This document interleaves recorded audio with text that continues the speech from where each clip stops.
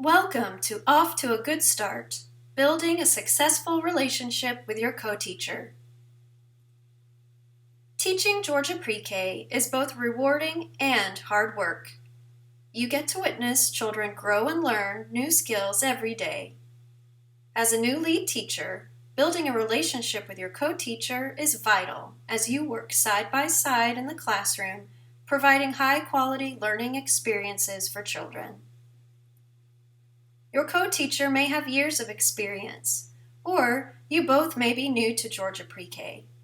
You each have different skills, educational backgrounds, experiences, and expectations. Valuing one another's knowledge and experience helps you support each other as you work with children. There are 4 strategies to building a successful relationship with your co-teacher. Connect, communicate, cooperate, collaborate. Let's begin by taking a look at ideas to help you connect. You will be working together every day, so how you relate and interact with each other is important. These interactions support the foundation of your professional partnership. Take time to get to know each other. Share a few important aspects of your life you want your co-teacher to know about you. Without being intrusive, find out about each other's home life, hobbies, interests, similarities, and differences.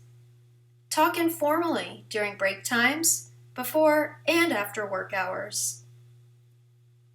Being interested in life outside of work contributes towards positive and meaningful classroom experiences.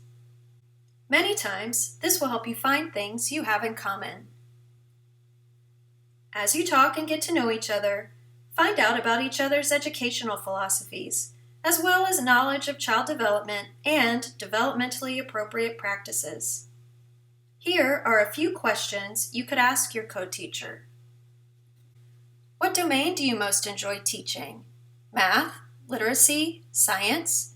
Do you prefer reading to children, being outdoors, doing the messy activities, or singing and dancing? When it comes to challenging behaviors, what pushes your buttons? If you know that your co-teacher is annoyed by children she perceives as sassy, think of positive ways to handle that. Let's talk about communicating with one another. Every person has a unique communication style, a way in which they interact and exchange information with others. Communication between teachers is essential. Some people speak in a very clear and direct manner. Others are more quiet and uncomfortable asking questions or giving their opinion. It is important that everyone is able to express an honest opinion and acknowledge when you don't understand something or need help. Begin each morning with a brief conversation to connect. Take a few minutes to talk about plans for the day. Share positive comments with one another. Talk about special events for the day, or make adjustments to any of the activities that will take place. Check in with each other throughout the day. Use nonverbal cues to let each other know what's happening. A thumbs up, a smile, a nod, a lift of the eyebrow. Once you get to know each other, these cues become easy to decipher. Share information with one another about the children and families. When you talk and share information, thank your co-teacher. This is great modeling for children. Be aware, there can also be barriers to communication. Treat your co-teacher the way you want to be treated. Remember, you are a team. Problems should be discussed with each other in private and not with other colleagues. Always discuss issues with each other first before you seek outside advice. Sometimes what one person says and what another person hears are 2 different things. We tend to interpret other people's comments based on our own opinions and perceptions. An effective communication strategy to avoid misunderstanding is to restate what you heard the other person say. What you are saying is that you want me to go over any lesson plan updates first thing Monday morning. That way we can talk about it before we gather materials. Be respectful of each other's needs. Discuss how you deal with stress, frustration, and disagreements. For example, you may be vocal about issues that may arise, whereas your co-teacher may need time to think by herself and process the information. Remember, it is rarely a good idea to discuss problems in the heat of the moment. Knowing how you both process information can lead to a more peaceful discussion.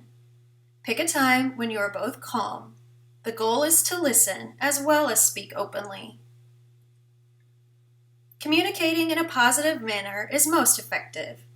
For example, if you feel you need to handle an uncomfortable situation, take a step back and think about how you can communicate your needs in a way that shows your concern and willingness to fix a problem.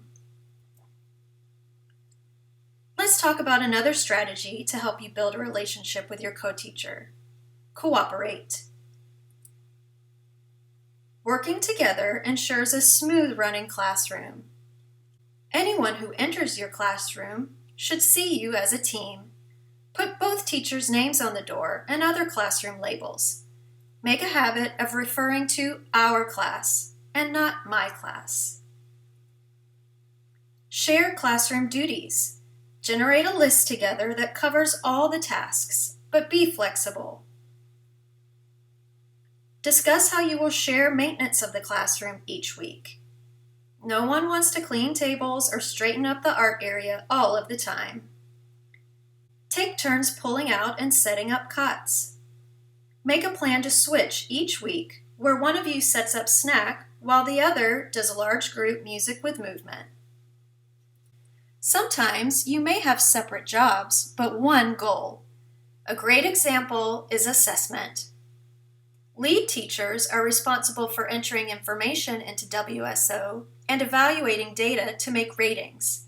However, the collection of work samples, photos, notes, and information on a matrix is a shared job, and the input from both teachers is invaluable. Dividing the roles becomes easy. Think about transitions. Every day as the class comes in from outside, you both decide that one of you is always stationed by the water fountain, while the other is helping children get settled for group time as they enter the room. Children should see and hear a consistent message. Communicate and be consistent in how you handle a situation. This will help you both present a united front to the children and not undermine each other's authority. Familiarize yourself with developmentally appropriate child guidance strategies and techniques. Know what works for pre-K and communicate your expectations. If this is your first teaching experience, learn more about the pyramid model, which emphasizes a positive relationship between children and teachers, teaching children social and emotional skills, and offering individualized support for children who need it. This will help you both plan how to address behavioral or class management challenges. Model positive behavior by smiling at one another or thanking each other for simple tasks, such as, "Thank you, Miss Jones. I appreciate you setting up our materials for small group today." Notice helpful behaviors throughout the day. "Miss Jones, did you see how Hannah helped Yuri pick up those blocks during center time?" This teaches children by example, and most children will follow suit. "I can help Hannah clean up." The final strategy to consider is to collaborate. Working together to organize, plan, and teach is beneficial to not just you and your co-teacher, but for the children as well. When you both collaborate, you help build a partnership. Each person can feel a sense of ownership and pride in the classroom. It truly does become our classroom. You are responsible for teaching children and creating an engaging, productive learning environment. Make your co-teacher an active partner in the classroom. Collaborate about fun ideas you both would like to implement. Input from each person helps build rich lesson plans, ideas for field trips, conversations with families, and so much more. As you familiarize yourself with the GELDS and WSO indicators, work together to collaborate and plan small groups together. Talk about the activities and the plan for assessment. Be supportive when one of you is out of the classroom. Reassure each other that routines and lessons will be carried out. Share information from professional development trainings soon after you return, while ideas and activities are still fresh. You may want to create a notebook or file box to add handouts and teaching materials that you both can access. Think about the 4 strategies used to build a successful relationship with your co-teacher. How will you connect, communicate, cooperate, collaborate? Remember, in pre-K, it is important to develop a good working relationship with your co-teacher. This is the first step to ensure a well-run, successful classroom, a place where children and teachers can learn and grow together.